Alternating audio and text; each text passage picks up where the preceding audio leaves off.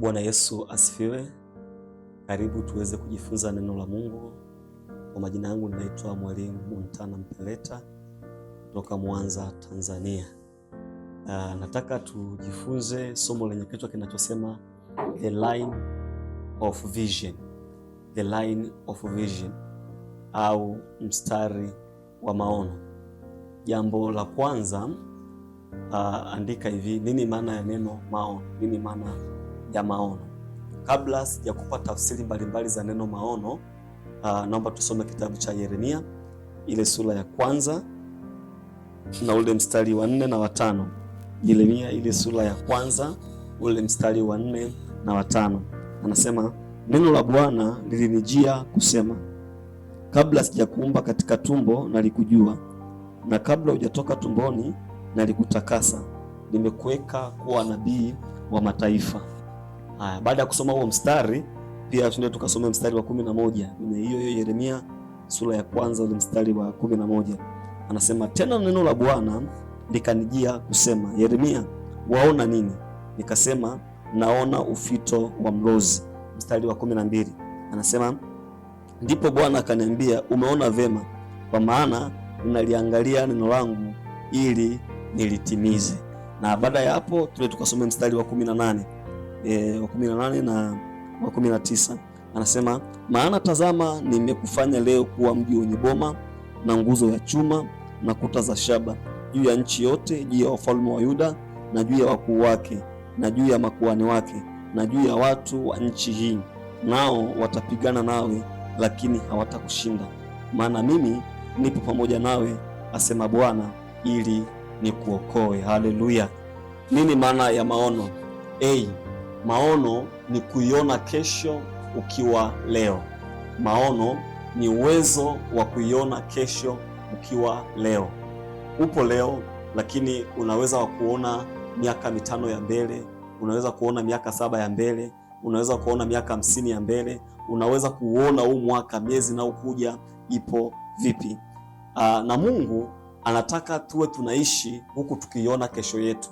Ni mapenzi ya Mungu tuishi huku tukiona kesho yetu. Niposa kwenye kitabu kile cha Isaya sura 45 mstari wa 11 anasema, niulize habari za mambo yajayo, na kwa habari ya kazi ya mikono yangu haya niagizeni. Maanake Mungu anataka tuwe tunajua yanayokuja, anataka tuwe tunaona kule tunakoelekea. Ndio maana anasema niulize habari za mambo yajayo. Sasa maono ni kuiona kesho, ni uwezo wa kuiona kesho ukiwa leo. Unaona nini mbele yako? Unaona nini baada ya miaka 5? Unaona nini baada ya miaka 6? Unaona nini? Kama hakuna kitu unachokiona, manake huna maono. Unaona nini mwaka 2026? Huu mwaka 2026 unaona nini? Kama hakuna unachokiona, manake huna maono. Maono ni picha fulani anayokuwa nayo mtu moyoni kwa ajili ya maisha yake ya baadaye. Maono ni picha fulani anayokuwa nayo mtu moyoni kwa ajili ya maisha yake ya baadaye. Una picha gani ndani yako kwa ajili ya maisha yako ya baadaye? Kuna picha yoyote unaiona? Labda ni mfanyabiashara, una picha gani juu ya biashara yako baada ya miaka 5 au miaka 10? Kuna picha yoyote unayo? Una picha gani ndani yako kwa ajili ya maisha yako ya baadaye? Kama hakuna picha yoyote ndani ya moyo wako juu ya maisha yako ya baadaye, manake huna maono. Mtu mwenye maono anakuwa na picha ya kule anakoelekea. Wasomao Biblia wanafahamu kuna mahali Mungu anamwambia Musa wachukue watu watume wakaipeleleza ile nchi. Alikuwa amewatoa kwenye nchi ya Misri kuwapeleka kwenye nchi ya ahadi, lakini wamefika mahali anatuma wapelelezi waenda wakaipeleleza ile nchi. Kwa nini waipeleleze? Mungu anataka wawe na picha ya kule wanakoelekea. Mungu alikuwa anataka wawe na picha ya kule wanakoelekea. Huwezi kufika mahali ambapo kuna picha ambayo unayo moyoni. Huwezi kufika mahali ambapo moyoni mwako kuna picha ya kule unakoelekea. Kwa kabla hawajaenda, Mungu alikuwa anataka wawe na picha ya kule wanapoelekea. Maono ni picha fulani anaokuwa nayo mtu moyoni kwa ajili ya maisha yake ya baadaye. Maono ni kusudi la Mungu lililodhihirishwa ndani ya mtu. Maono ni kusudi la Mungu lililodhihirishwa ndani ya mtu. Wewe ulikuja duniani kufanya nini? Ukishajua ulikuja duniani kufanya nini, inakuwa ni picha. Lile kusudi lisipodhihirishwa hutakuwa na maono, lakini kusudi likishadhihirishwa, ukishajua ulikuja duniani kufanya nini, inakuwa ni maono. Na ndiyo maana kwenye ile Yeremia ambayo nimekusomea 1 mstari wa 4 na 5, Mungu anamwambia Yeremia, nimekuweka kuwa nabii wa mataifa. Maana yake Yeremia alizaliwa aje kuwa nabii wa mataifa. Yeremia akishajua hilo jambo, akishajitambua kwamba mimi nimeumbwa kuwa nabii wa mataifa, ndani yake inakuwa ni maono, inakuwa ni picha ambayo anayo. Asipogundua Yeremia, anakuwa hana picha, manake anakuwa hana maono. Ulikuja duniani kufanya nini? Uliumbwa kwa kusudi gani? Mtu yeyote asiyejua kusudi la kuumbwa kwake anakuwa hana maono. Ukishajua kusudi la kuumbwa kwako, unakuwa na maono. Kama hujajua kusudi na huna maono, na kama unayo, si maono sahihi. Maono sahihi ni yale ambayo yanakuja, ni ile picha inakuja ndani yako baada ya kujua ulikuja duniani kufanya nini. Ukishagundua tu nilikuja duniani kufanya nini, unaanza kuwa na picha ambayo hiyo picha inatokana na kusudi. Unapokuwa una picha ambayo inafanana na kusudi la kuumbwa kwako, unapokuwa una picha ambayo inajibu nilikuja duniani kufanya nini, manake hiyo ni maono. Unaanza kuona unakoelekea, unaanza kuwa na mwelekeo, unaanza kuwa na focus. Mtu mwenye maono ni mtu mwenye focus. Kwa nini unakuwa una focus? Kwa sababu unaona ni wapi unakoenda. Kwa nini watu wengi sana hawana focus ya maisha? Watu wengi hawana focus ya maisha kwa sababu hawaoni wanakoelekea. Mtu anayeona anakoelekea anakuwa ana focus, na ndipo utaona mtu kuna kitu anakifanya haachi kufanya, anaendelea kufanya. Mtu mwenye maono, kama kuna kitu anafanya, ataendelea kufanya hata kama haoni matokeo kwa saa hiyo, anaendelea kufanya, anaweka nguvu zake hapo. Dr. Miles akasema kwamba seeing is the function of eyes but vision is the function of heart. Maono ni kuiona kesho ukiwa leo, na saa hiyo utakuta wengine hawaoni, lakini wewe unaona. Na ndio maana mtu mwenye maono si rahisi kukata tamaa, akati tamaa. Kwa nini watu wanakata tamaa? Watu wanakata tamaa kwa sababu wanaangalia mazingira yanayowazunguka, wanaangalia mazingira magumu walionayo.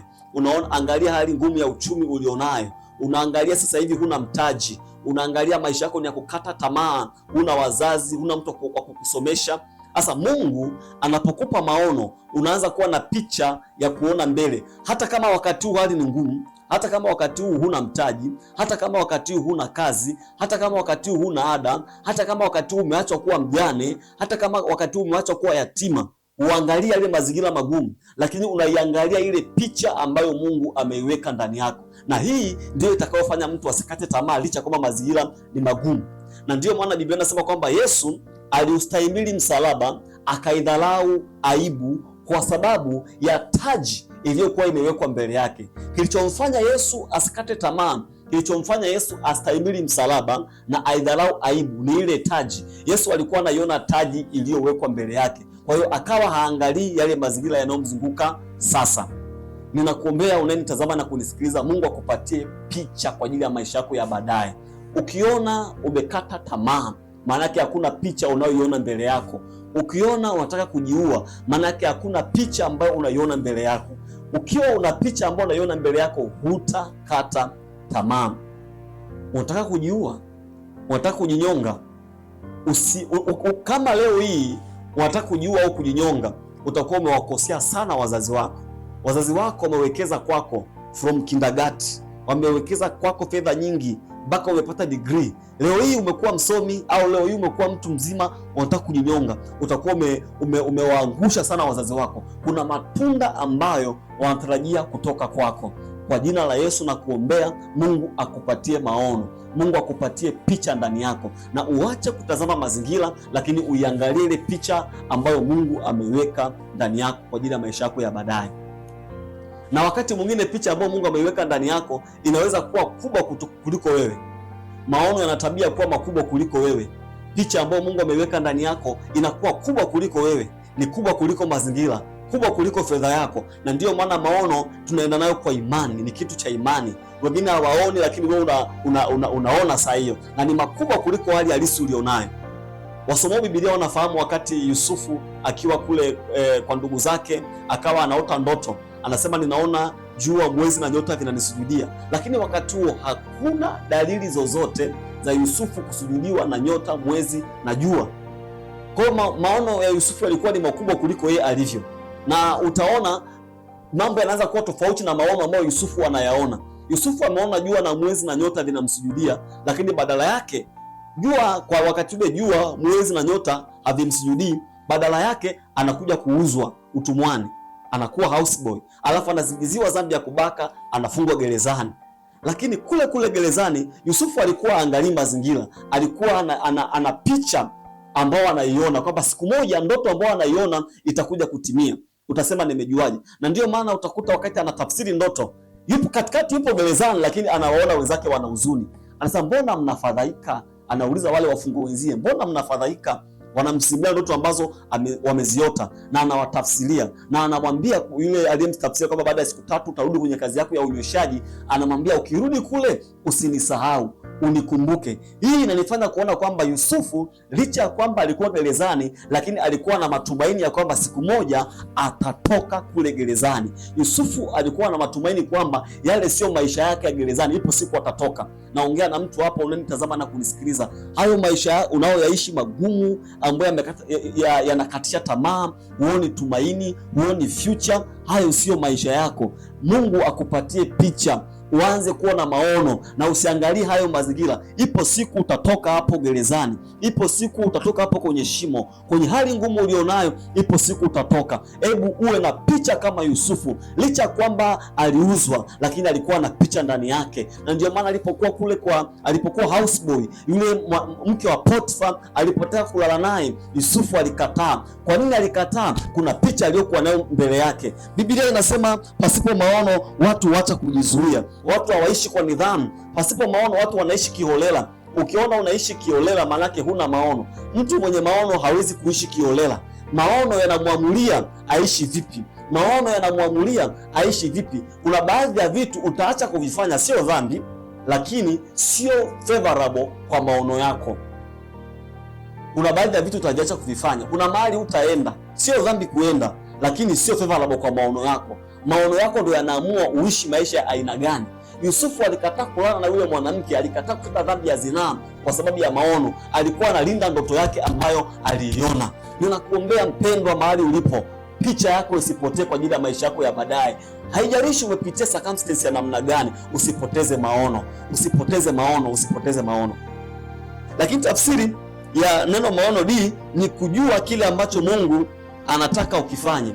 Maono ni kujua kile ambacho Mungu anataka ukifanye. Mungu anataka ufanye nini mwaka 2026? Ukishajua Mungu anataka ufanye nini mwaka 2026, hayo ni maono. Unaanza kuwa na picha, unaanza kuwa na uelekeo, kwa sababu unajua Mungu anataka ufanye nini. Kwenye ile elementi niliyokusomea ule mstari wa 11 anasema tena neno la Bwana likanijia kusema, unaona nini Yeremia? Yeremia anasema ninaona ufito wa mlozi. Mungu akamwambia, umeona vyema, maana mimi naliangalia neno langu ili nipate kulitimiza. Kabla sijakupa ufunuo kwenye huo mstari namba 2, nataka tuangalie hivi.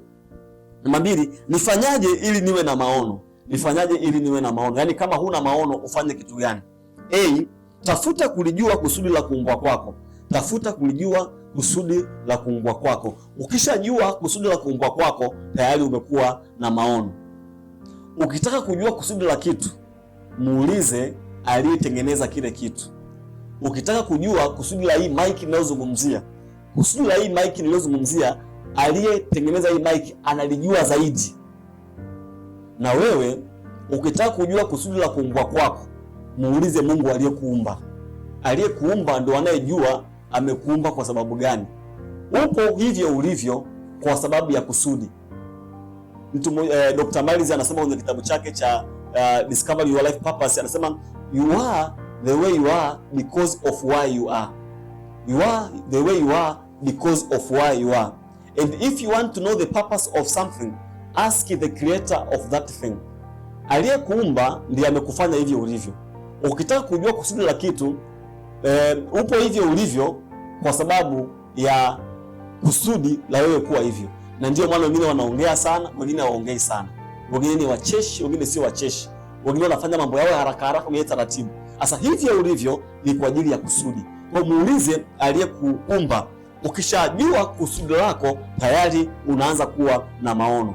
Ukishalijua kusudi lako, tunasema huyu mtu anajitambua au huyu mtu anajielewa. Usipojielewa, hata sisi hatuwezi kukuelewa. Kuna watu wengi hawajielewi.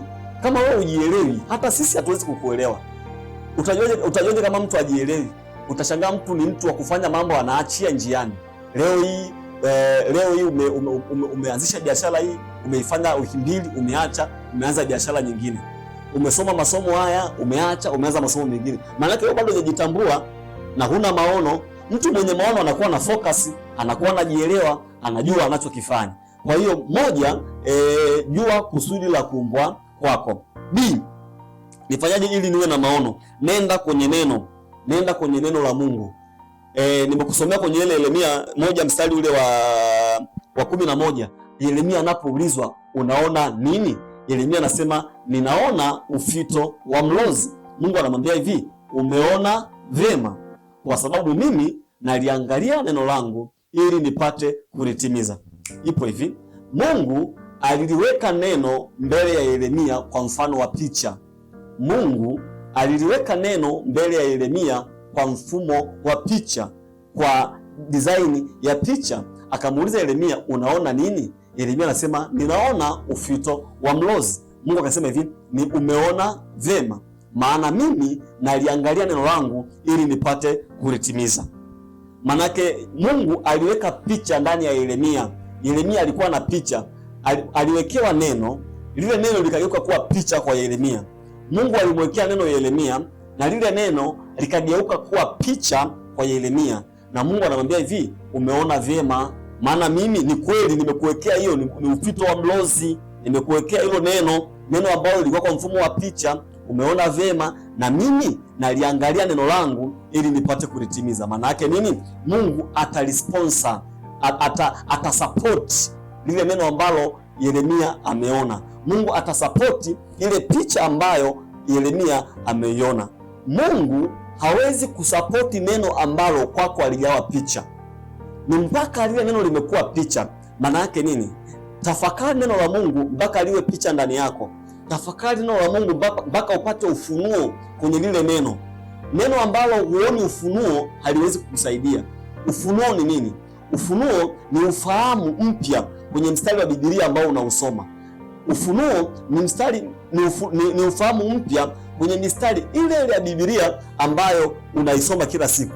Ufunuo ni picha ambayo unaiona kwenye neno, ni picha ambayo unaipata baada ya kulisoma neno.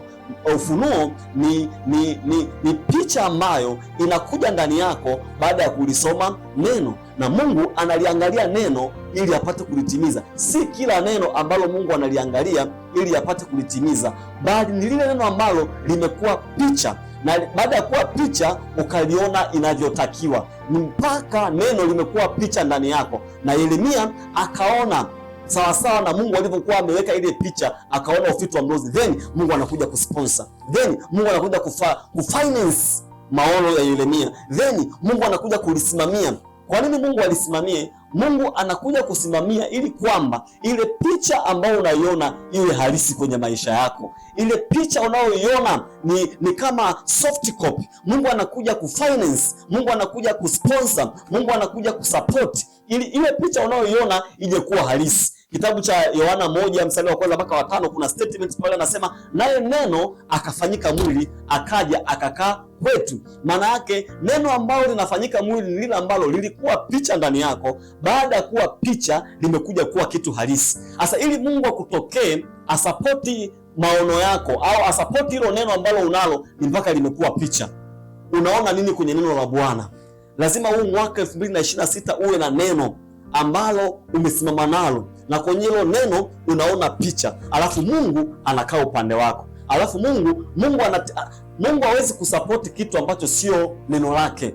Mungu anasapoti neno lake, ambalo limekuwa picha kwa watu. Kuna mistari mingi kwenye Biblia ni neno la Mungu, lakini yawezekana hapo wewe una mistari mingi ya Biblia, lakini hiyo mistari haijawa picha, hujaona chochote katika hiyo mistari, kuna ufunuo kwenye hiyo mistari. Mungu hata support, Mungu hata finance.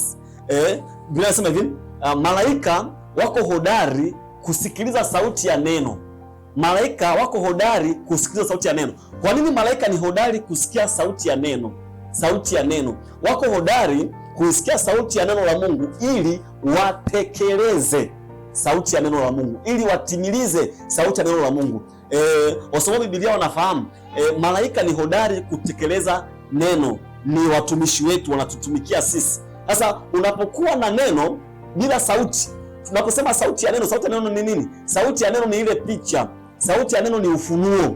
Kwenye neno kuna nini? Lazima utafakari neno mpaka upate ufunuo. Unapotafakari neno mpaka unapata ufunuo, unapotafakari neno mpaka linakuwa picha, malaika wa Mungu wanakuwa upande wako. Wanakuwa upande wako kufanya nini? Kuifanya hiyo picha unayoiona ije kuwa hard copy. Kufanya hiyo picha unayoiona ije kuwa halisi katika maisha haya ya kawaida. Haleluya. Kwa hiyo nakuombea ndani yako uwe na picha.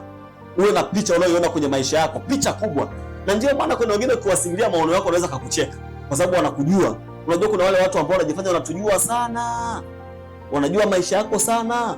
Wanajua unakulaga nini, unavaa nini, wanajua kipato chako, lakini kuna picha unayo. Hiyo picha ni kubwa kuliko wewe ulivyo. Unapokuwa una picha kubwa kuliko ulivyo, ile picha Mungu ataifanya kuwa mwili. Ile picha Mungu ataiangalia ili apate kuitimiza. Na hiyo picha unaipata kwenye neno la Mungu. Haleluya. Kivipi? Kwa mfano neno la Mungu linasema hivi, mdogo atakuwa 1000. Mdogo atakuwa 1000. Manake sasa lile neno unalitafakari mpaka linakuwa picha ndani yako. Unaanza kuona picha ya kuwa 1000, ndio ile ufunuo sasa.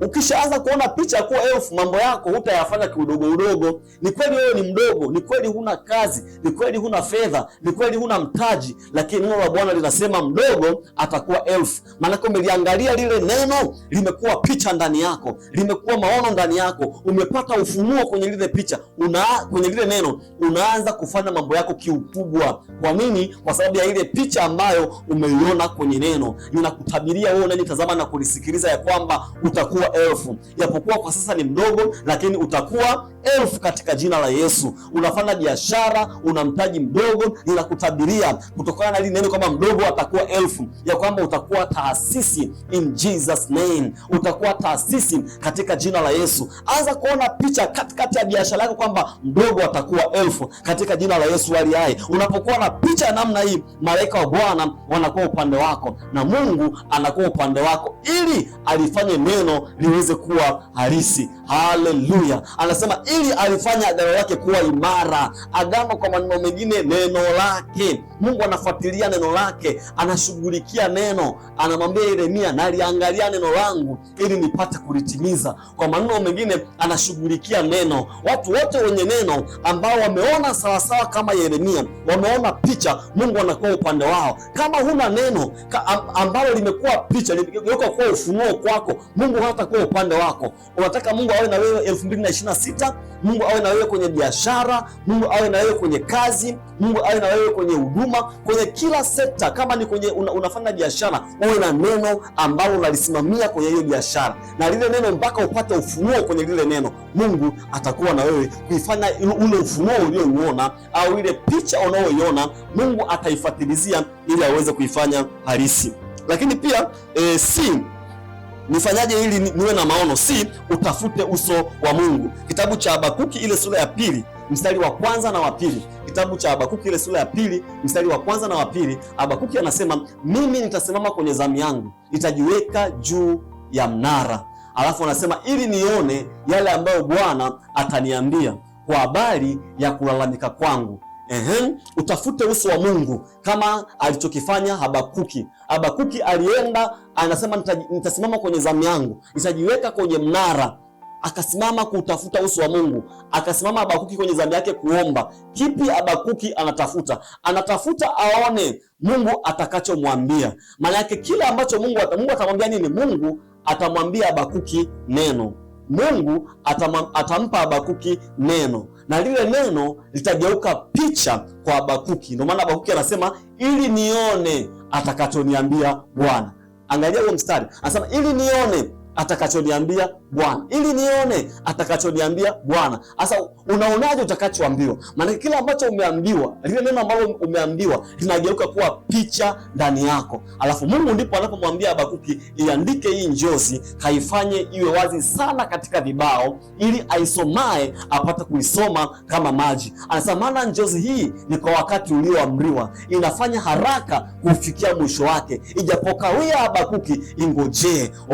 Ndio maana kwenye sura ya kwanza kwenye chapter 1 unamwona Habakuki analalamika, anasema Bwana, nilia hata lini hutaki kusikia, na kulilia kwa ajili ya uovu hutaki kuokoa, nilia hata lini? Analalamika kwenye chapter 2. Kwa nini analalamika? Kwa sababu alikuwa hana maono kwenye chapter 1. Kwenye chapter 2 analetewa neno, na lile neno linakuwa picha ndani ya Habakuki. Habakuki anaacha kulalamika. Ukimwona mtu analalamika, amekosa maono. Mtu mwenye maono halalamiki, hakati tamaa, hachoki, anakuwa na focus, anakuwa na bidii. Habakuki alipoletewa maono, alipoletewa picha, maana akawa na picha, ile njozi ni maono kwa maneno mengine. Habakuki akaacha kuangalia mazingira magumu yanayomzunguka. Habakuki akafocus kwenye picha ambayo anaiona. Wewe mpendwa unayetazama na kunisikiliza, acha kuangalia mazingira magumu, angalia picha ambayo Mungu anakupatia. Yawezekana wewe wakati huu una hali ngumu sana, lakini kuna picha ambayo Mungu anakuonyesha kwamba wewe ni mtu mkubwa. Iangalie hiyo picha. Unavyoiangalia hiyo picha, maana ile picha ni neno la Bwana ambalo limekuwa ufunuo ndani yako, litarudi kuja kukuchukua kule chini uliko, likupeleke juu. Iangalie hiyo picha kama Habakuki. Kwa nenda mbele za Mungu, mtafuta uso wa Mungu akusemeshe, uone yale ambayo Bwana atakuambia kwa habari ya mwaka 2026. Uone yale ambayo Bwana anakuambia kwa habari ya kazi yako. Uone yale ambayo Bwana anakuambia kwa habari ya biashara yako. Haleluya. Namba 3 na mwisho, kwa nini watu hushindwa kufikia maono? Kwa nini watu hushindwa kufikia maono? Kukosa kuelewa wito walioitiwa. Watu wanashindwa kufikia maono kwa sababu hawaelewi. Ndio kule mwanzoni nimekwambia, lijue kusudi lako la kuumbwa. Usipolijua kusudi la kuumbwa kwako, hutaweza kufikia maono. Na watu wanashindwa kufikia maono kwa sababu hawaelewi wito wao. Wewe kwenye ile Yeremia, ile mistari ya mwisho niliyokusomea 18 na 19, anamwambia Yeremia, nimekufanya kuwa mji wenye boma, nguzo za chuma na kuta za shaba. Sasa Yeremia anafanya kuwa mji wenye boma, nguzo ya chuma na kuta za shaba baada ya kujitambua, baada ya kukaa kwenye nafasi yake ya nabii. Yeremia asipokaa kwenye nafasi yake ya nabii, hata kuwa mji wenye boma, hata kuwa nguzo za chuma na wala hata kuwa kuta za shaba. Maana yake ukikaa kwenye nafasi yako, ukijua wito wako, utakuwa ni mji wenye boma, utakuwa ni nguzo za chuma, utakuwa ni kuta za shaba. Maana yake utakuwa unstoppable, hutashindwa kirahisi. Hakuna mtu ambaye atakuweza kwa sababu umekuwa kwenye eneo lako. Ukikaa kwenye eneo lako unakuwa very secure. Ukikaa kwenye eneo lako unakuwa una ulinzi. Samaki ukimchukua ukamweka nchi kavu, huhitaji rungu ili umuue, anakufa automatically. Lakini samaki akikaa kwenye eneo lake anafanya vizuri zaidi. Wewe eneo lako ni lipi? Wewe ni mwimbaji, unaimba nyimbo za namna gani? Kwa nini watu wanashindwa? Wanafanya vitu ambavyo sio vyao, wanafanya vitu ambavyo sio wito wao, na inawapelekea wanashindwa kufikia maono. Una kusudi, ndio kusudi linataka uwe wapi, ufanye kwenye maeneo gani? Yohana Mbatizaji kusudi lake lilikuwa linamtaka akae jangwani, na ndio maana wakati mwingine Yohana anaulizwa, wewe ni nani utuambie? Yohana anawaambia, mimi ni sauti ya mtu aliaye kutoka nyikani, itengenezeni njia ya Bwana. Yohana Mbatizaji eneo lake ni nyikani. Yohana Mbatizaji ni mhubiri wa ajabu sana. Yohana Mbatizaji alikuwa aandai posta atangaze matangazo kwenye redio au kwenye TV, kuita watu waje kwenye mkutano wake. Yohana Mbatizaji alikuwa ametambua eneo lake ni jangwani, alikuwa anakaa jangwani. Ni mhubiri ambaye watu walikuwa wanamfuata. Biblia inasema watu kutoka Judea, wapi na Yerusalemu walikuwa wanaenda kusikiliza mahubiri ya Yohana Mbatizaji. Siku ambayo Yohana Mbatizaji alitoka jangwani akaenda mjini, ndio siku ambayo walimla kichwa, ndio siku ambayo Yohana Mbatizaji alikufa. Jua eneo lako ni wapi. Ukikosea, kuna maono ambayo unayo yanahitaji eneo la kuishi. Mungu anataka ukae kwenye eneo gani? Mungu anataka ukae mkoa gani? Kuna watu wengine maono yao ili waweze kutimia itawahitaji waende Ulaya, lakini wengine maono yao hayahitaji waende Ulaya, yanawataka wakae Tanzania. Ukienda Ulaya na utakuwa ukae Tanzania ili utimilize maono yako, utapotelea huko, hutaweza kuzaa matunda. Wewe ni kama mbegu, ili uweze kuzaa matunda lazima upandwe kwenye udongo ulio sahihi. Kwa maneno mengine, ukae kwenye eneo lililo sahihi. That's why utaona kuna baadhi ya maeneo ukienda kuishi kuzai matunda, hakuna faida unayoipata, hakuna cha maana unachokifanya. Nini? Umekosea eneo. Kwa nini watu wanashindwa kufikia maono yao? Waliotumwa wawasaidie kutimiza maono yao hawayajui maono yao. Yaani mimi nina maono, lakini wasaidizi wangu wa hatima hawayajui maono yangu. Na ndiyo maana Habakuki anaambiwa iandike hiyo njozi, ifanye iwe wazi sana kwenye vibao ili aisomae. Kwa nini kwa nini Habakuki anaambiwa aiandike njozi na aifanye iwe wazi kwenye vibao? Anaambiwa aifanye iwe wazi kwenye vibao kwa ajili ya aisomae. Kwa ajili ya aisomae. Anasema iweke iwe wazi sana ili aisomae apate kuisoma kama maji. Aisomae ni nani? Aisomae ni msaidizi wa hatima, ni destiny helper. Kwa hiyo kwa hiyo Habakuki alikuwa anaambiwa aifanye ile njozi iwe wazi sana kwenye vibao kwa ajili ya destiny helper. Mtu ambaye inabidi akusaidie kwenye maono ulionayo hawezi kusaidia mpaka ameyaelewa hayo maono. Wewe ni mchungaji, wazee wa kanisa ni wasaidizi wako, mashemas ni wasaidizi wako. Inabidi wayajue hayo maono ulionayo ni maono ya namna gani. Na ndio maana watu wanajichanganya sana. Utakuta mtu ana maono, mke wako hajui maono ulionayo. Mke wako ndo destiny helper wa kwanza. Una maono lakini mke wako hajui maono ulionayo. Una maono lakini mume wako hajui maono ulionayo. Anakusaidia kitu gani? Watu wengi wanafeli kwenye maono kwa sababu wale wasaidizi wa maono walionayo hawajui maono ulionayo. Kwa hakikisha wale ambao wanakusaidia, iwe ni kwenye biashara, wanajua umemwajiri mtu, umemweka kwenye kitengo fulani, hakikisha huyo mtu anajua maono ya kampuni ni maono gani. Umemwajiri kwenye kitengo fulani, anatakiwa asaidie kitu gani. Sasa hawezi kusaidia kama hajui maono ya kampuni. Kama ni una kampuni, una taasisi, inabidi watu wako wajue very clear, wayajue hayo maono, yaandike, yafanye yawe wazi sana kwenye vibao, ili hawa wasaidizi wa hatima wasome kama maji, na wakisha yaelewa iwe rahisi wao kukusaidia wewe. Kwa hiyo lazima maono yafahamike na wale wasaidizi wa hatima. Lakini kwa nini watu wanashindwa kufikia maono yao? Lack of capacity. Kukosekana kwa uwezo. Unakosa uwezo. Angalia una maono ya namna gani, na hayo maono ulionayo yanataka uwe na uwezo wa namna gani.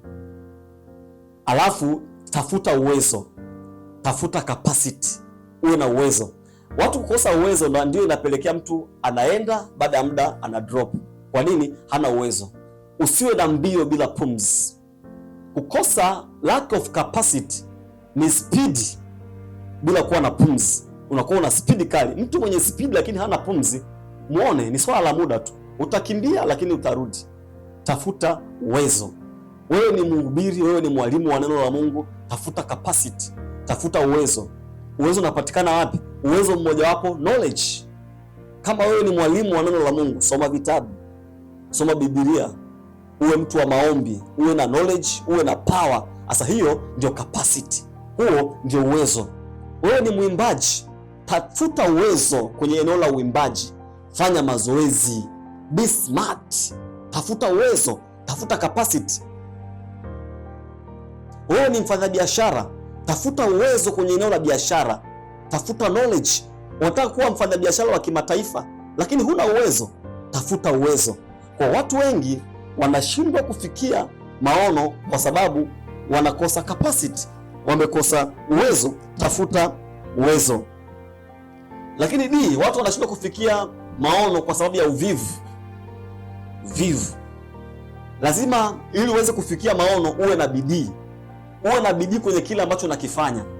Uwezi ukawa unafanya biashara na unasema una maono na biashara, una kazi, unafungua biashara saa 4. Hata kama una mtaji mdogo brother, kuwa na bidii katikati ya mtaji mdogo. Biblia inasema usidharau siku ya mambo madogo. Kwenye ule mtaji mdogo weka juhudi, weka bidii, fanya kwa bidii. Kama unaimba, fanya kwa bidii. Unafanya kazi, hata kama ni kazi za watu, fanya kwa bidii kwenye kile ambacho unakifanya. Tunapozungumzia bidii, maana yake ni muda unaotumia kwenye hicho unachokifanya. Tunapozungumzia bidii, maana yake pia tunapozungumzia bidii, maana yake ni ubora. Unafanya kitu kwa ubora kile ambacho unakifanya. Watu wavivu, tabia mojawapo ya watu wavivu ni watu ambao wanapenda kujitetea. Tabia nyingine ya watu wavivu ni watu wa kugailisha mambo. Mtu mvivu akosi cha kujitetea. Kila siku wewe ni mtu wa visingizio. Una maono, hujaanza kuyatekeleza maono. Watu wavivu ni watu wa stori nyingi, maneno mengi, matendo yapo kwenye kisoda, kwenye kindude, matendo kiduchu. Hata kama una maono makubwa, anza kutekeleza yale maono makubwa kwa kidogo ulichonacho. Shetani haogopi watu wenye maono. Shetani anaogopa watu wenye maono na wameanza kutekeleza maono walionayo kwa udogo, hata kama ni kwa udogo, lakini wameanza. Shetani anaogopa watu wenye uthubutu. Sio uendelee kuota ndoto kila siku ili hadi kumekucha una kazi ya kuota ndoto. Hatupendi watu wa design hiyo. Watu wa design hiyo hawatakiwi. Wanatakiwa watu wale ambao wana ndoto kubwa, wana maono makubwa, lakini wamestart kutekeleza maono yao hata kama ni kwa kidogo. Haleluya. Lakini mwisho hii, kwa nini watu wanashindwa kufikia maono? Kwa sababu ya poor time management, matumizi mabaya ya muda. Kupoteza muda maana yake nini? Kupoteza muda ni kutumia muda wako kwenye jambo ambalo sio productive. Unaangalia TV, unapata nini kwenye hicho unachokiangalia? Unacheza game, unapata nini kwenye hicho ambacho unakifanya? Kama hakuna faida unayopata, unaingiza loss, it means unapoteza muda. Kuna watu ambao wanatumia muda, kuna watu ambao wanawekeza kwenye muda, na kuna watu ambao wanapoteza muda. Wewe upo kwenye kundi gani? Tajiri na maskini wote wana masaa yanayofanana. Tajiri ana masaa 24 na maskini pia ana masaa 24. Unatumiaje muda wako? Kuna watu wanatumia muda mwingi kwenye kulala. Unalala usiku haitoshi na mchana pia unalala. Utakamilisha lini ndoto zako? Tumia muda wako vizuri. Wekeza kwenye muda. Tumia muda wako vizuri. Biblia inasema komboa muda. Komboa muda. Tumia vizuri muda wako. Hakikisha unapata faida kwenye muda ambao unautumia. Na muda, kumbuka, unapoenda uaga urudi. Ukienda aurudi. Kama na ndio maana leo kuna wazee ambao wanatamani warudi kuwa vijana, lakini haiwezekani. Kwa nini? Ule muda wa kuwa vijana waliutumia vibaya. Usipowekeza kwenye kipindi cha ujana, kuna mambo ambayo inabidi uyafanye ukiwa kijana. Ukifikia hatua ya kuwa mzee, hutaweza kuyafanya. Ukiacha ujana ukapita, hutaweza ukafanya kwenye kipindi cha uzee. Fanya mambo yako kwa wakati. Tumia muda wako vizuri. Muda ukipita hautarudi. Mungu wangu akubariki sana. Usisahau kulike, kushare na kusubscribe kwenye YouTube channel yetu. Unaweza kutupata kwenye YouTube, Facebook, Instagram na TikTok kwa majina ya Montana Online, kwenye mabano Agape Ministry. Usisahau kulike, kushare na kusubscribe. Na kama utahitaji ushauri au una mahitaji ambayo ungependa nizidi kukuombea, unaweza kunitafuta kwa WhatsApp namba au kwenye Nomo. Unaweza ukaitumia Nomo au WhatsApp. Unaanza na alama ya kujumlisha kama upo nje ya nchi, 255 alafu 746 144 630 0746 144 630 plus 255 746 144 630. God bless you.